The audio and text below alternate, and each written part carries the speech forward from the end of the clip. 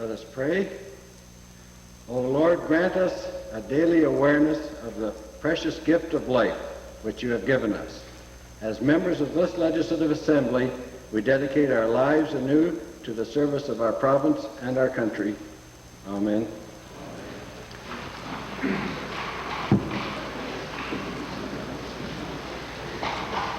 Introduction of visitors.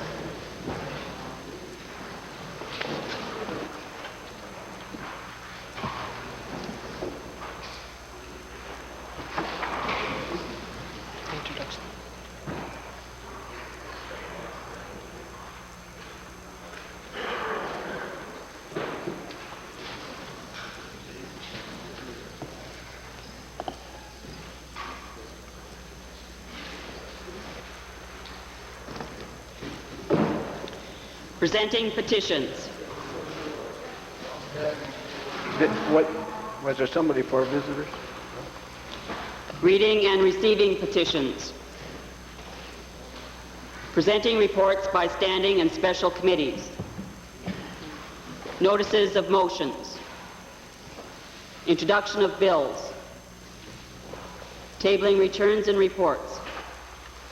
The Honourable Speaker, The Honourable Minister of Public Works, Supply and Services. Thank you, Mr. Speaker. I'd like to table a report today titled Old Man River Dam Project, Review of Greggs and Associates Report dated June 1989, a report commissioned by Alberta Public Works Supply and Services. The Honourable Minister of Transportation and Utility. No. The Honourable Minister of the Environment.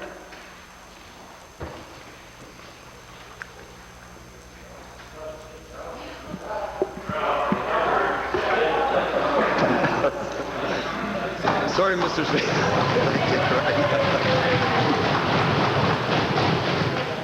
Mr. Speaker, I'll file the report that I was going to file today tomorrow. Thank you.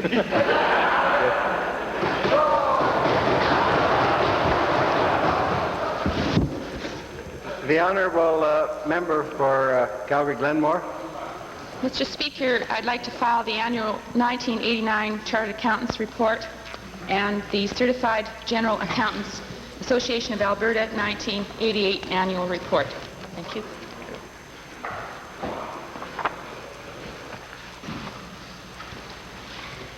Introduction of special guests. The Honourable Member for Athabasca-Lac-La-Biche. Mr. Speaker, I'd like to introduce to you and through you to the Assembly a former member of this Assembly. He's seated at, I believe, at the Members' Gallery. Mr. Frank Appleby, former Deputy Speaker, MLA for 15 years. At this Assembly, I'd like to get Frank to stand up and get the usual warm welcome from the Assembly.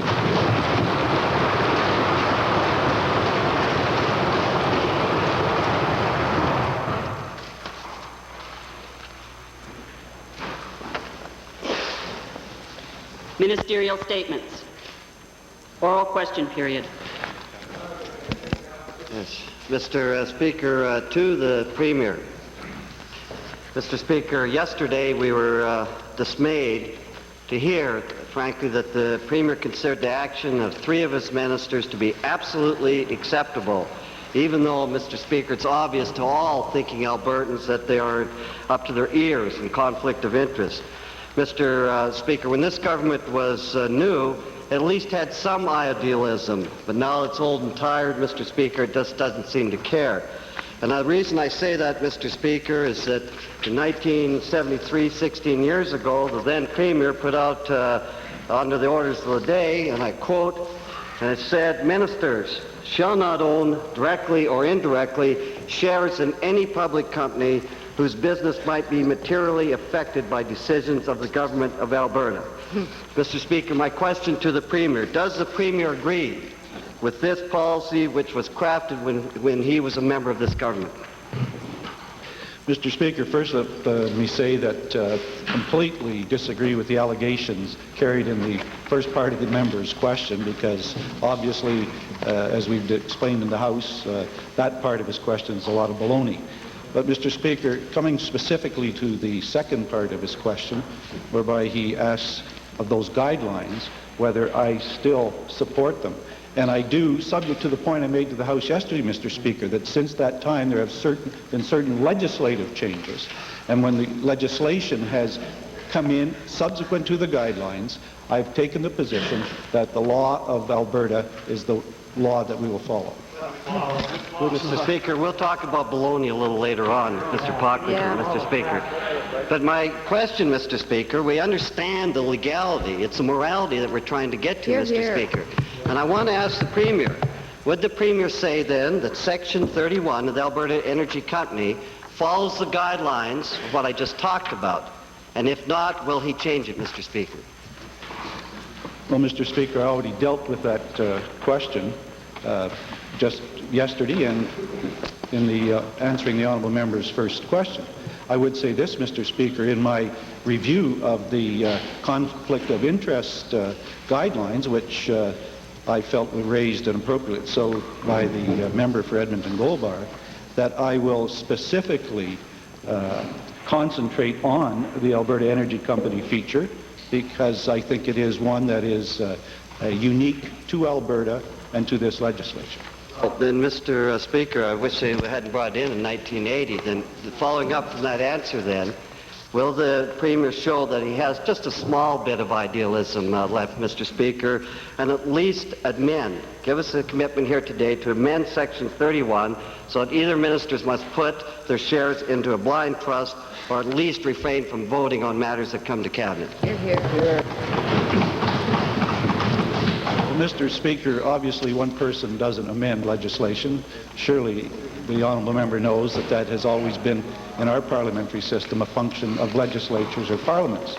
But I would say this, Mr. Speaker, I do feel that the specific nature of the Alberta Energy Company shares, as it relates to Alberta and elected members and members of the Executive Council, is a unique situation that I would specifically request some type of independent assessment on, so that we have it looked at separate from members of the legislature or members of the Executive Council or as chairman of the Executive Council.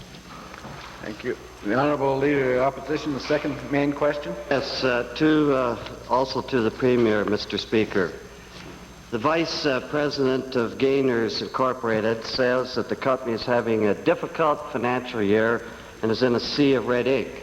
Mr. Speaker, if that's true, it hasn't been for a lack of big lifeboats that the Alberta taxpayers have been asked to send in aid of that company, $55 million loan guarantee and a $12 million loan, Mr. Speaker. Now, there's approximately 1,000 Gainers workers and their families, and Northern Alberta's 2,000 pork producers and their families want to know that their jobs and livelihoods are safe. Mr. Speaker, Southern Albertans also want to know if they're getting their new plant or not. Mr. Speaker, apparently the Premier's recently had conversations with one Mr. Pocklington, his good friend, and as a result of those conversations, will the Premier give this Assembly today a firm guarantee that the Edmonton plant will at least be maintained at its current level for the workers and the producers in Northern Alberta, and that a new plant will be built in Picture Butte, Southern Alberta? Mr. Speaker, it is true that on June the 30th I met, accompanied by the Provincial Treasurer and the Minister of Agriculture, with Mr. Pocklington and another representative of his organization. But those discussions were private discussions, Mr. Speaker, that I wouldn't get into here in the legislature, except to say to the honourable member, I am very pleased that finally they are sharing the government's concern regarding jobs for Albertans, and that you could not have identified that when the former Minister of Economic Development and Trade and the Minister of Agriculture and the Provincial Treasurer worked to make sure that there was an opportunity to have a diversified food processing industry in this province, and therefore the government took certain steps to try and have that happen. I'm interested now that the honourable member is catching up, finally, to the same concern that the government had many, many months ago, Mr. Speaker. How patronizing of you. Mr. Speaker, handing out money to Peter Pocklington does not guarantee jobs, Mr. Speaker. That's the point. And I want to come back because the Premier evaded the issue. That's right. I want a commitment from this Premier who handed out in loan guarantees and loans $67 million of taxpayers' money. Will the jobs in Edmonton be maintained, and will there be a plant built in Picture Butte? Yes or no? First of all, Mr. Speaker, again, the honourable member's lead into his question is incorrect. And I guess we just have to get used to that because it happens day after day. But I would say this, Mr. Speaker, we've had the discussion. There were problems that the company is facing. Ministers of the government will be working with the company to see if there's any way that there are solutions. However, there is no automatic guarantees of any kind. Mr. Speaker, unbelievable, $67 million in an answer like that, Mr. Speaker, just because he's a good conservative. Well, Mr. Speaker, let's try one other line on this thing then. Will the Premier give a firm commitment that none of the taxpayers' money will be lost and there'll be no more taxpayers' money going in terms of loans, collateral, or any other matter to Peter Pocklington? Could I say again, Mr. Speaker, the honourable member in his initial opening to his statement, his question is wrong again. After all, Mr. Speaker, a guarantee for which you are paid money is a commercial transaction. When you lend money and are paid back in a loan at an interest rate, you are talking about a commercial transaction. Now, Mr. Speaker, companies go up and down with the economy, with matters that face the agricultural industry in Alberta, the markets for pork and other things from time to time. All of these are complex matters, but I want the honourable members to know that the government is working very hard to make sure that we have a healthy agriculture industry and agricultural processing industry in this province. Member for Edmonton, Glengarry. Mr. Speaker, since the Premier became the Premier of our province, the Pocklington companies have received something in the vicinity of $120 million in grants and loans and loan guarantees. And they have received easy access to another $50 million. It is rumored that ministers of the Crown have been calling industrial leaders talking about the financial difficulties that the Pocklington Empire is having. And we know that Gainers has admitted financial difficulty, and we also know that the Premier has met with Mr. Pocklington, admittedly, or probably, to talk about these financial difficulties. And we note very recently, in fact within just moments, that Gainers has called a press conference for today, later this afternoon. My question to the Premier is this. Obviously there's trouble.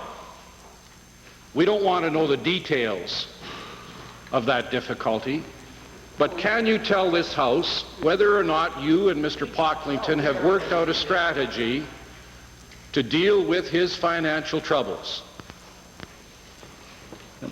Mr. Speaker, the honourable member talks of rumors and such things, business of press conferences. It's no responsibility of the government of Alberta.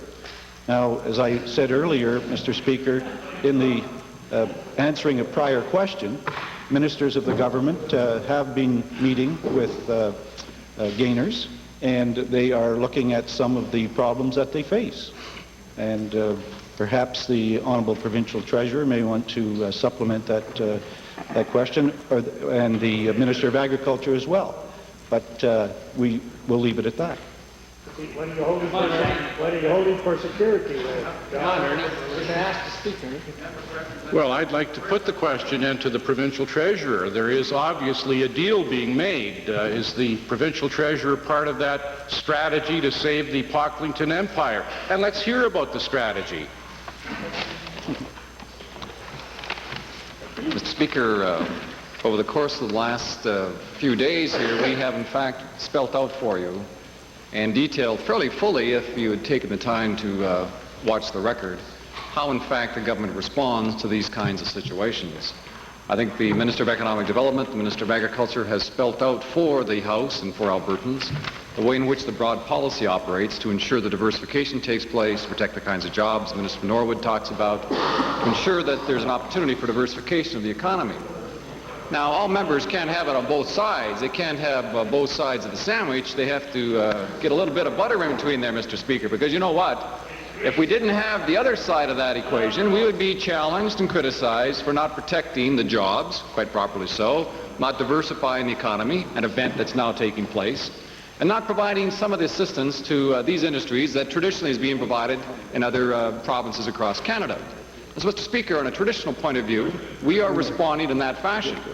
Now, Mr. Speaker, we have outlined that fairly fully in a white paper which was published in 1985 called An Industrial Strategy for this province, where we talked about the way in which we'd go after industry and go after diversification.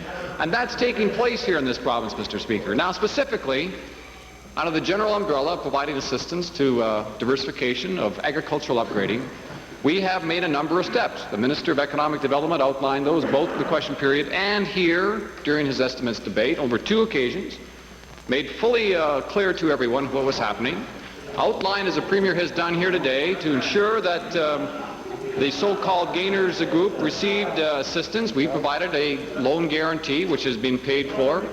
And that loan guarantee is a claim against good assets, Mr. Speaker, and the proper agreement is in place. At the same time, Mr. Speaker, I hesitate to interrupt the Honourable Provincial Treasurer, but the leader of the Liberal Party has one remaining supplemental, and there might be something. Obfuscation.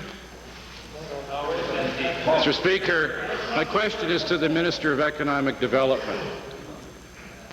And I would ask for an answer rather than more obfuscation. With respect to that plant in Picture Butte, you've not given answers as to the $6 million that has been drawn. You've got no backing to show us that Albertans are being protected. My question to you is this, sir. What information have you got on the upgrading of the Gainers plant? What has been done? What was intended to be done? And is the program on target? Mr. Speaker, I'm happy to repeat for the honourable member that as to what I've indicated in this House, as the Provincial Treasurer indicated, both when my estimates were before the legislature and during question period, that $6 million of the $12 million loan has been accessed. There is an interest being paid on it of 9.6%, which again is 0.6 percentage points above the money that we have offered to the small business and to the farming community. Within the agreement itself, as was made public when the loan guarantee and the loan were issued to this corporation by way of a news release by the former Minister of Economic Development, whereby he indicated it was a threefold purpose. It was for the would the honourable member like an answer or not? Well, then be patient so that I can give it to him, and he will not have to, on a continuous basis, ask for a repetition of it. If he listens once, he won't have to have it repeated again. So let me indicate to them that it was for a threefold purpose. It was for the establishment of a plant in southern Alberta, allowing the corporation to negotiate with various municipalities in southern Alberta. It was to upgrade the plant here in Edmonton so that we could maintain the very important jobs, and it's interesting to see the New Democratic Party twist now, whereby they said to us, don't give this man any money, we don't need the jobs, we don't need the food processing. They say now that we need it. It's interesting. I'm curious as to what they're suggesting as to whether we offer more money. These people are, if they're suggesting that. Also, Withdraw. Also, Withdraw. Order. Also, Mr. Speaker, this was to be used for ongoing operation costs so that this company could remain competitive in a very competitive business. Also, and I've indicated this on many occasions, also as it relates to the actual loan, a declaration has to be signed that he is living up to the obligation of the agreement. The plant was to be constructed, or construction was to have started by June of '89.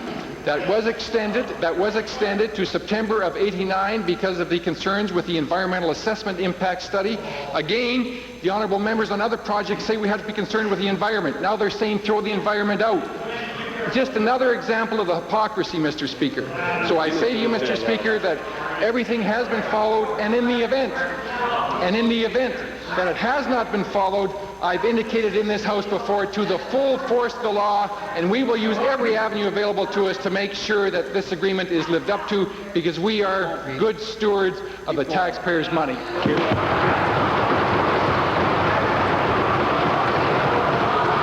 Honourable member for Athabasca-Lac-La-Biche. Mr. Speaker, my question is to the Honourable Minister of Environment. As the Minister is well aware, that the Swan Hills waste disposal plant is situated adjacent to my riding of Athabasca-Lac-La-Biche. I understand recently that there were negotiations going on in order to transfer PCBs from Quebec. Could the Honourable Minister, my question is to the Honourable Minister, could he advise this Assembly as to what are the status of these negotiations now in relation to the PCBs? Well, Mr. Speaker, there are no negotiations underway. I understand the province of Quebec has decided to send those PCBs elsewhere, and for the time being, the matter is closed. My supplement, Mr. Speaker, is to the Honourable Minister. If these negotiations that are happening between another part of Canada or another part of the country with Quebec fail, where does the province stand in the future? Well, Mr. Speaker,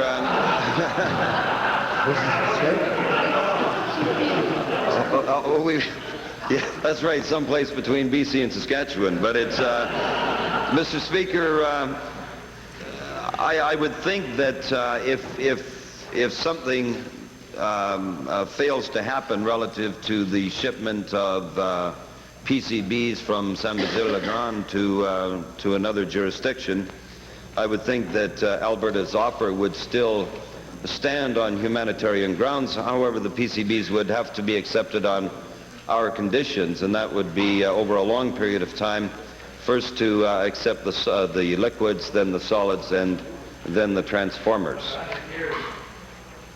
The Honourable Member for Vegreville. Thank you, Mr. Speaker. In respect to the $67 million benefit package that the government approved for Mr.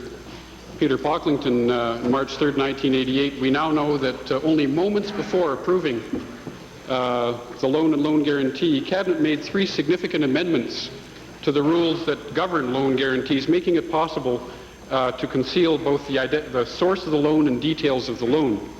Now, at the time the $67 million package was approved to Gainers Property Incorporated, a $67 million debenture was held against the assets of Gainers Properties Incorporated by a numbered company, Mr. Speaker, 369413 Alberta Limited, a company that is one-third owned by the Softco director, Mr. John Carvallis. And I would like the Minister of Economic Development to tell us in the House today, who or what was the government trying to hide by changing the loan guarantee rules only moments before approving the loan guarantee to Peter Pocklington? Mr. Speaker, I know it's contrary to the honourable member's thinking, because he does deal in what he considers cloak and dagger items. This was a very straightforward item. I'm happy to share with the honourable member, and I regret that I did not have the information at my fingertips yesterday, but I should share with the honourable member the only reason the order in council was changed was to allow any company that has our loan guarantees the opportunity to go to the lending institution of their choice, so that they could have or could participate in a lower interest rate, whereby we were offering that loan guarantee to him. The loan guarantee is made public. The lender's name is the only thing that we altered as it relates to these loan guarantees, so that it would be a benefit to any company that does participate in our loan guarantee program. I should indicate to the honourable member, as I indicated yesterday outside the House, it was coincidental that it happened to happen at the same time. And as the honourable member is aware too, I was not the Minister of Economic Development at that time, but I want to share with him that the information that has been passed to me is just as I've indicated to him today. Well, with respect, the Minister was a member of Cabinet, albeit with very little influence at the time. Is the government is the government not concerned that it has placed Mr. Carvallis in a possible conflict of interest situation by allowing him to, on the one hand, manage hundreds of millions of dollars of Crown assets through Softco, and on the other hand, allowing him to be an apparent beneficiary of a government loan guarantee? Mr. Speaker, I'm amazed, and I would suggest to the Legislative Assembly that what we do is offer the research individuals for the New Democratic Party somewhat more money so that they can do a thorough job of their research activities, because the honourable member should be aware, if he's not aware, that we process and walk through the various stages, the loan guarantees, up until the order in council is passed. Once that order in council is passed, the actual administration and the placing of the loan guarantees themselves falls to the provincial treasurer. And I'm amazed, and I would suggest to the Legislative Assembly that if the honourable member is unaware of that maybe we allocate a slight additional amount of money to the research staff so that they can do a more thorough job and be more factual and be more factual in the presentation of the facts rather than continuing to twist the truth as he consistently does. Going dry, Peter. Mouth's going dry, Peter. These are all facts, Mr. Speaker, and I'd like the Minister of Economic Development to tell us whose loan has been secured by the $55 million loan guarantee approved by Cabinet March 3rd, 1988, and if it's not Mr. Carvallis' company's money, whose is it? Right on. Mr. Speaker, the honourable member obviously doesn't listen, and I indicated to him under whose jurisdiction that does fall. If he doesn't want to pay attention to the facts, I would only ask him to do one thing, not to continue to twist the facts as he consistently does. The honourable member for Edmonton Whitemud. Mr. Speaker. Mr. Speaker, recently it has come to my attention that the Department of Transportation has embarked on a very extensive and costly proposal entitled the Primary Highway Corridor Agreement.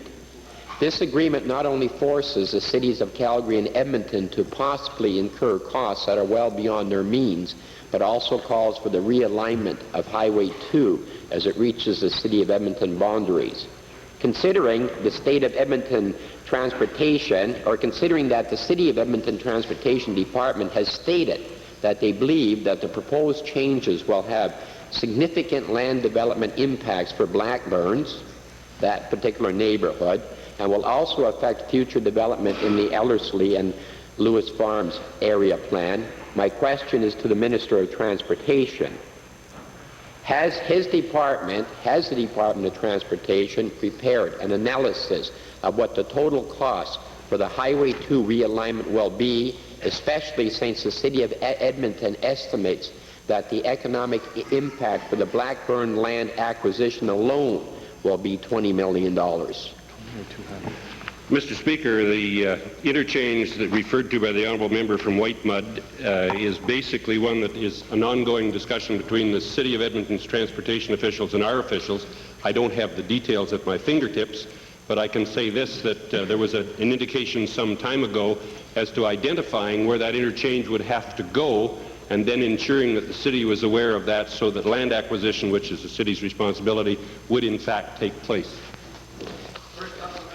Mr. Speaker, is the minister aware that this cost, or this additional cost of up to $200 million over above the original ring road proposal, which incidentally will accommodate up to a 16-lane highway horizon, and which matter went to the Executive Committee of the City of Edmonton Council very recently, that they placed an amendment within that agreement that would pass on any responsibility financially to the provincial government because they object to the imposition of those type of extra tax dollars being forced upon them.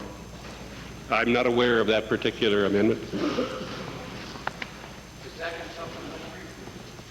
Mr. Speaker, to the minister, can the minister tell me as to whether his department did consult, or what the consultative process was with the existing property owners that will be affected south of Ellerslie Road, that will be affected because of the proposed new realignment?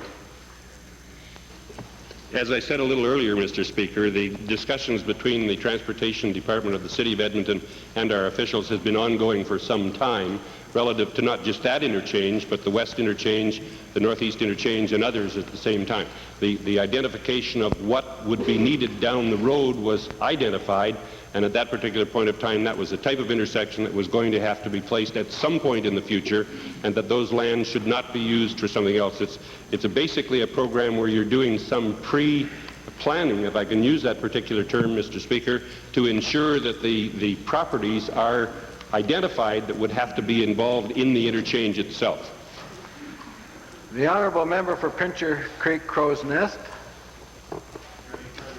Mr. Speaker, I have a question for the Honourable Minister of Education. There's been continued concern expressed in the media and by concerned public in Alberta with regards to science education policy in Alberta, and most recently the Alberta Association of Professional Engineers, Geologists and Geophysicists have criticized the program as further watering down science education. In response to a question that I raised earlier in the House, the Minister said that he would continue to consult with people until we get it right. Could the Minister advise the House of any further steps or action he's prepared to take to consult with a broad group of people to ensure that we get the right science curriculum for Alberta? Yes, Mr. Speaker, I am able to provide some information to the honourable member. We, as the member knows, have delayed the implementation of the new science curriculum until September of 1990. And in the meantime, we will be consulting with a number of Albertans. But specifically, Mr. Speaker, I have asked a group of Albertans to give me advice on our objectives and where we're attempting to go in science education, the work we've done to date, and the work that we must do over the next 8 months before we make a decision as to whether we will proceed beginning in September of 1990. And with your indulgence, Mr. Speaker, if I could inform the members of the Assembly who the members of that committee are. They are Dean John MacDonald of the Faculty of Science at the University of Alberta, Mr. Brian Beats, General Manager of a consulting firm here in the city, Mr. Gwyn Morgan of AEC Oil and Gas, Mr. Tom Chambers, who is the past president of APEGA, Mrs. Sharon Kalinka, who is the chairman of the Medicine Hat School District, Mr. Gil Johnson, the president of the Southern Alberta Institute of Technology, Dr. Bob Church, who's a professor of biological sciences at the University of Calgary, Mr. Garrett Cunningham, who is a teacher at a high school in Calgary, Dr. Penny Cotting of the Department of Chemistry at the University of Calgary, and the MLA for Pinoka Rimby, who also serves as the Education Caucus Committee Chairman. And Mr. Speaker, I'm going to be relying on all of these people to give me the advice that's necessary to ensure that what we are trying to accomplish, and that is to give our children the very best science education, to make sure that we are on the right track, and I'll be relying on these people as well as a number of other Albertans. Mr. Speaker, supplementary. In view of the criticisms the Minister has received with regards to the science program, can he provide any evidence that this new approach will provide a solid basis for science education for the young people of Alberta? Yes, Mr. Speaker, I can, and we're taking a number of initiatives, but one of them that I'd like to share with all members of the Assembly, because I believe they would be interested. And what came to my desk yesterday was the first draft, the first of two texts that we will be using in the grade 7 science program. It's entitled Science Plus, Technology and Society. And Mr. Speaker, this kind of an approach, and remember that we're not just talking about high school science here, Mr. Speaker. We're talking about improving science education throughout all grades 1 through 12. But specifically in junior and senior high school, this new science text, which focuses on any number of exciting scientific concepts and the application of those concepts. And that's the important point, Mr. Speaker, because we can talk about gravitational force and microorganisms and erosion, but when we begin to apply them to architecture or food preparation or to environmental issues, that's what's going to make science come alive for our young citizens, so that they're not just rote learning chemical or physics concepts, but they're applying those concepts to everyday life here in this province, so that science is useful and exciting and challenging for those kids. Right on. So, further supplementary, Mr. Speaker, I applaud the minister for the blue ribbon team of people he's putting together to advise him, but will he give assurance to the House that he will ensure that the broadest possible consultation and give consideration to all concerns that have been addressed to him by the general public, by industry, by the education community and others in the province prior to proclaiming the new science curriculum? Yes, Mr. Speaker, we will be consulting as widely as I've mentioned earlier with not only that committee, but members of the university academic community, teachers, parents, the general public, as well as the scientific, business, and research community in Alberta. And one of the things we'll be sharing with them, Mr. Speaker, is the fact that this initiative that we're taking in science education was in some way, in many ways, spawned by recommendations by the Science Council of Canada in their 1985 report, Science for Every Student, Educating Canadians for Tomorrow's World. And Mr. Speaker, the theme behind this report is science, technology, and society. And that we will be talking with those people in the community to hear their concerns, to react to them, to incorporate them into the curriculum, so that we can share with those communities our intentions, and so we can find that common ground. And the common ground, Mr. Speaker, is to give our students the very best science education. And the wider objective is to create a better and a far better scientific literacy for all of our citizens in this province. The honourable member for Edmonton Jasper Place. Thank you, Mr. Speaker. When the Minister of the Environment was lured over to the governing party, he was supposed to be a breath of fresh air, he was supposed to be a new face and someone committed to protecting the environment. Things have come a long way. Now we have insult and slander for environmental groups. He accuses organizations representing 300,000 Albertans of having hidden motives without offering any proof whatsoever. Now I would like the minister to set aside some of the cheap shots and either come up with the proof or admit that he supports only one group in this province, and that's the Friends of the Big Blue Tory Machine. Well, my goodness gracious. The honourable member from Jasper Place is in very, very good form today, especially in terms of insults and innuendo and rude remarks, but this is nothing new to this particular individual, which has become quite typical of his style and I think quite representative of the party he represents as well. But you know, Mr. Speaker, I thought that perhaps the honourable member would go away over the break and come back with some new, fresh thoughts and some new ideas. And What was it? the question, there never was a question, so this simply gives me an opportunity to...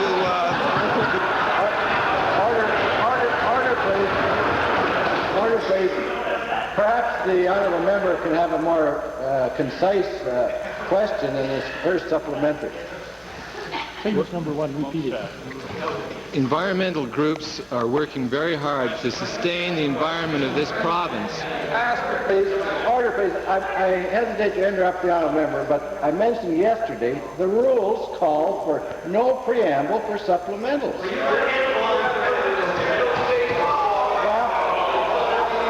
Order, please. If there's a point of order to be raised at the end of this, I'll deal with the point of order. But no one can deny that there was an agreement that there would be no, and the Honourable Leader of the Opposition, I would suggest, should set an example for all members who are asking questions by not using these preambles to supplementals. Order, please. The member for Edmonton Jasper Place. I'll make it very simple. The question is this. Why does the minister reject funding and full participation for environmental groups in the process when he gives money to car dealers, tire salesmen, and party hacks?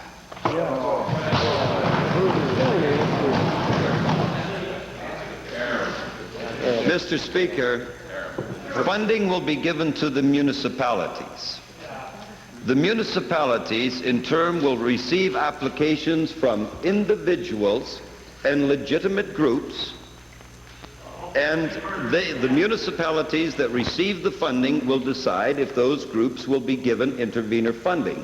There is one group in particular, and that is the group of Citizens from Prosperity. the area directly affected, that I have ensured absolutely will get intervenor funding.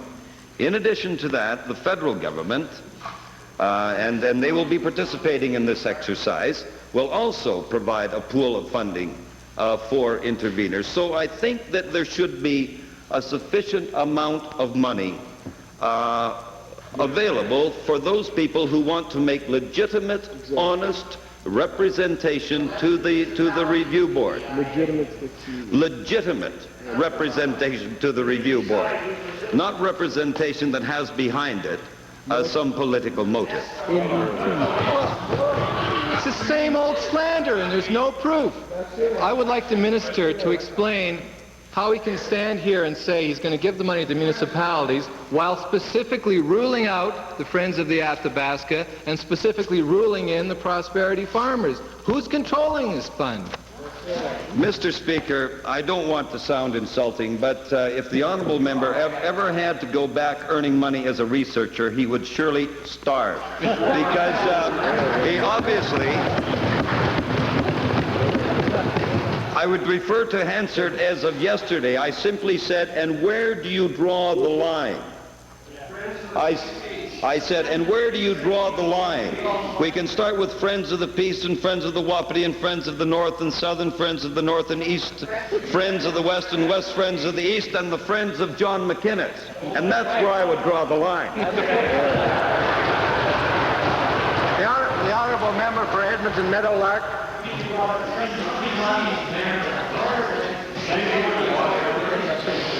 Time. Thank you, Mr. Speaker. Mr. Speaker, my question is to the Minister of the Environment. The Minister of Environment has said no construction will proceed on the Athabasca pulp mill until all environmental approvals have been given.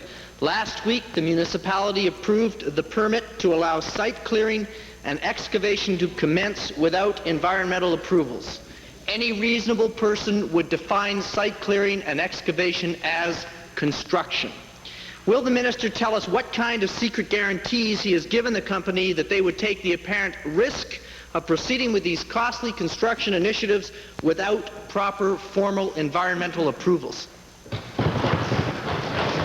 Mr. Speaker, that is a very good and legitimate question, one that I would be very, very happy to answer in an honest and straightforward way, as I have answered the other questions.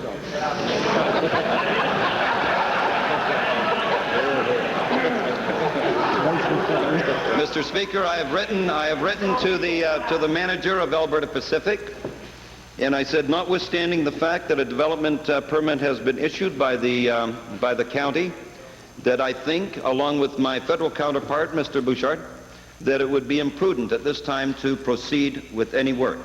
And if he were to proceed without benefit of a construction permit or a permit to operate, then he would be doing so entirely at his own risk.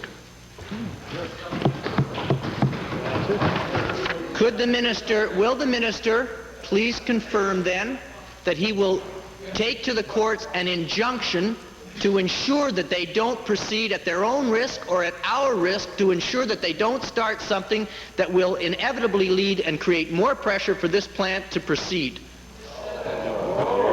No, Mr. Speaker, I think that that's carrying things a little too far.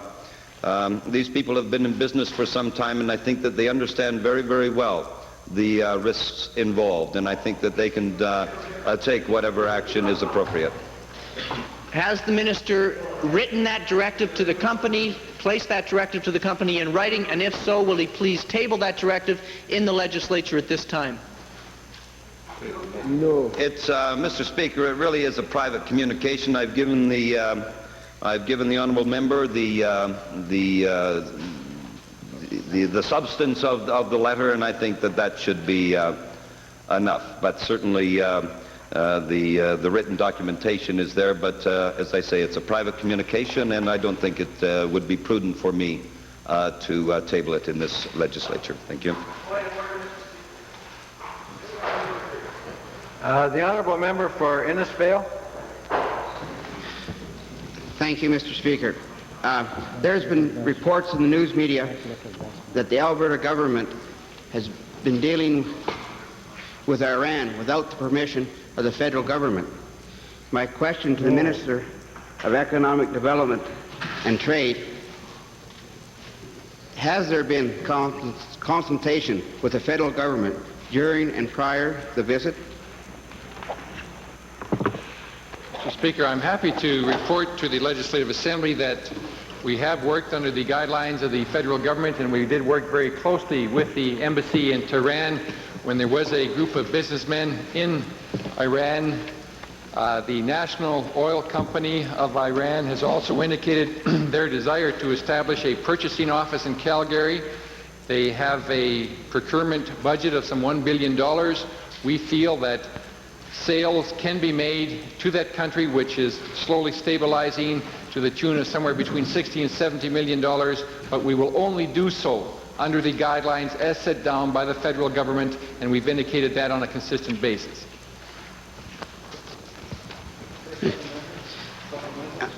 Most Albertans realize the importance of trade to Alberta. Could the Minister tell this House what kind of trade can he expect from this visit? Mr. Speaker, the purpose was to encourage a greater working relationship between those individuals involved in the oil industry so that we can make sales of supplies, especially relating to the service sector of the oil industry. As honourable members are probably aware, for each $1 billion worth of sales, it has the creation of jobs to the tune of some 19,000. We are very reliant on trade within this province, and we're going to continue with our aggressive nature of trade, recognizing the enhancement that it does play in the quality of life within this province.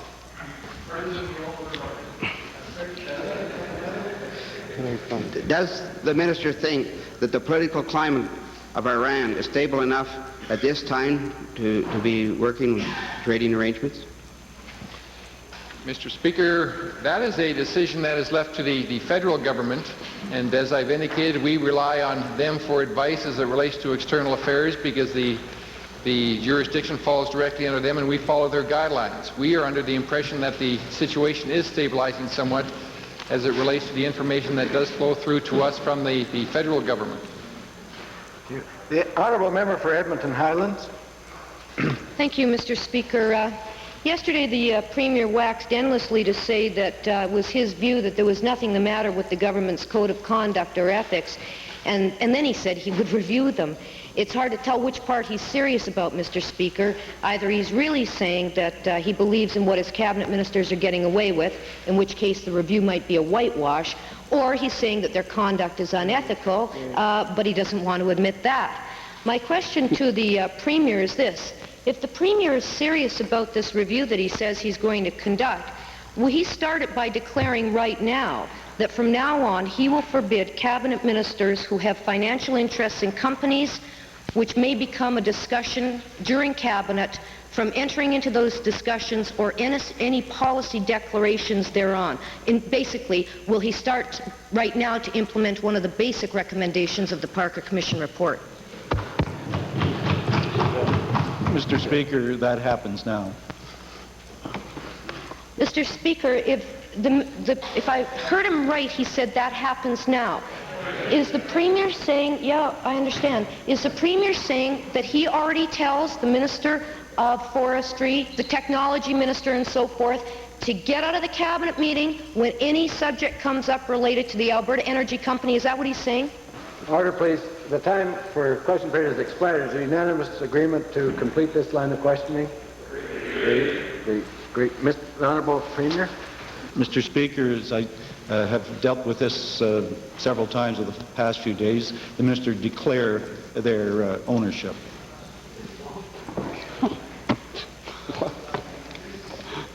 Mr. Speaker, let me ask the Premier this.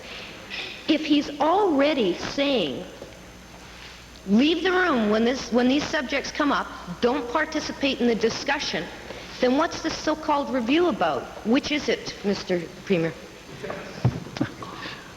Mr. Speaker, I find the question remarkably inept, I guess is the best word for it. Agreed. Because we've already discussed in the House, in response to the member for Edmonton Gold Bar, the need from time to time to always see if any judgment matters such as conflict of interest guidelines or legislation for that matter, such as the Legislative Assembly Act, should be looked at to see, while you think it is very good, that you nevertheless perhaps could improve on it. And I told the House on June the 30th, and I even told the members' leader today, in a remarkable that they are both asking the same question. Again, you wonder about the research dollars, but that it's always possible that there may be, by some review, either direct or independent, that you can improve something in a judgment matter such as conflict of interest guidelines. I made that commitment to the member for Edmonton Gold Bar. Maybe the honourable member for Edmonton Highlands upset because the member for Edmonton Gold Bar beat her to the punch.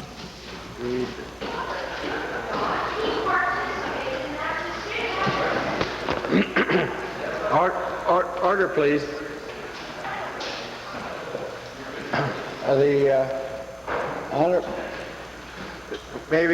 Order, please. Might we have unanimous consent to revert to the introduction of special guests? Agreed. Contrary? Agreed. Honourable Minister of Economic Development and Trade.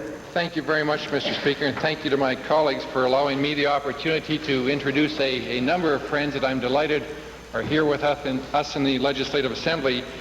There is a group from the Sherwood Park Nursing Home, and rather than go through them on an individual name basis, let me indicate to them the delight of this Legislative Assembly that they could be here to witness question period with us today, and to indicate to Mr. Smith that I hope he has many enjoyable hours with the cards.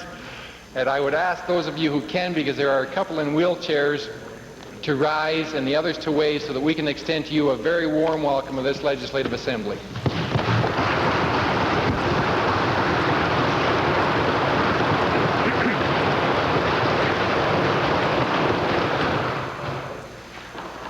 The honourable member for Edmonton Meadowlark on a point of order. Yeah, thank you, Mr. Speaker. Mr. Speaker, I rise to debate a point of order under Section 495 of Bouchain. Bouchain this section deals with the requirement that a minister present, or any member present, documents cited. I refer specifically to Section 495.1, 495.2, and 495.7. 495.1 says a minister is not at liberty to read or quote from a dispatch without being prepared to lay it on the table. 495.2 is broader in defining what that means. It has been admitted that a document which has been cited ought to be laid upon the table of the House. The fact is that the minister cited a document, a communication with the company about not proceeding to construct, that is to excavate or clear the land, without proper environmental approvals.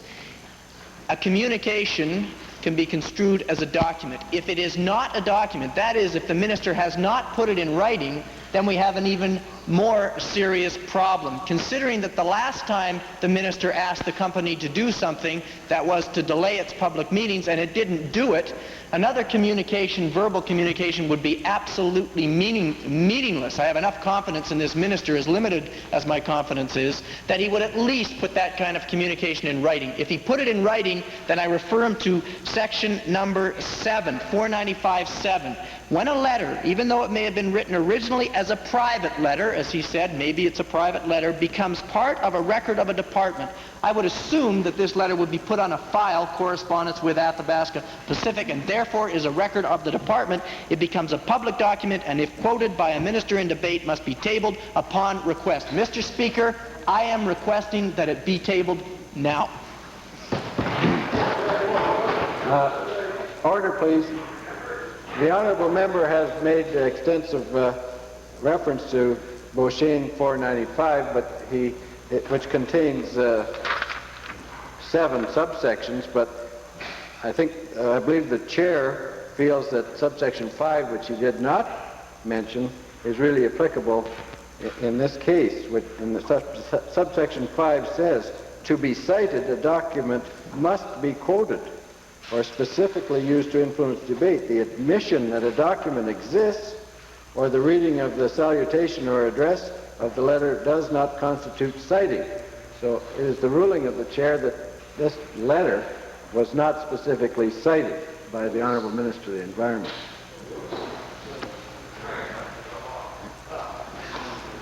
Point of order. The fact is that it did influence debate, one. Hopefully it would influence debate. Order, please. Order. Order. The chair has made a ruling, and that is the ruling, and there's no further debate on it, Honourable Member.